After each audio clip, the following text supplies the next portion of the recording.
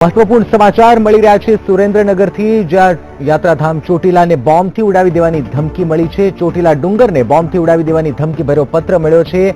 આઈએસઆઈએસનો આ પત્ર હોવાની આશંકા સેવાઈ રહી છે। ઉલ્લેખ કરવામાં આવ્યો છે આ પત્રમાં મંદિરના પૂજારીને આ ધમકી ભર્યો પત્ર મળી આવ્યો છે। પોલીસ અધિકારી, બોમ્બ સ્ક્વોડ સહિતની ટીમ ઘટના સ્થળ પર પહોંચી ચૂકી છે અને તપાસ કરી રહી છે।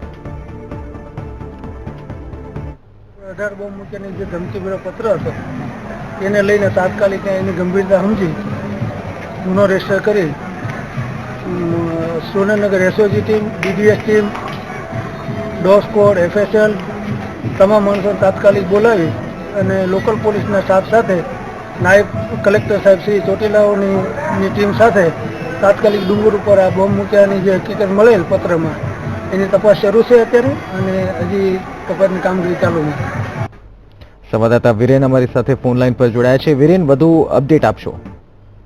જી નિશ્ચિત વાત કરીએ તો સુરેન્દ્રનગરના પવિત્ર યાત્રાધામ એવા ચોટીલા મહંતને ધમકી ભર્યો પત્ર મળ્યો હતો। આ ધમકી ભર્યા પત્રમાં મંદિરની તળેટી છે તેને 18 જેટલા બોમ્બથી ઉડાડી નાખવાની ધમકી આપવામાં આવી હતી। જોકે પત્રમાં નીચે આઈએસઆઈએસના સંગઠન દ્વારા પત્ર લખવામાં આવ્યું હોવાનું જાણવા મળ્યું હતું। આ બનાવને પગલે Surendranagar LCB, SOG police, dog squad સહિત એલસીબી પોલીસ કાફલો ઘટના સ્થળે દોડી આવ્યો હતો અને ડોગ સ્ક્વોડની મદદથી તપાસ હાથ ધરી હતી। જોકે લાંબી કલાકોની તપાસ બાદ પોલીસને ખાસ કશું કંઈ જાણવા મળ્યું નહોતું અને રાહતનો શ્વાસ પોલીસ, પૂજારી સહિત ભક્તજનોએ લીધો હતો। જી બિલકુલ વીરેન, ધન્યવાદ જાણકારી માટે।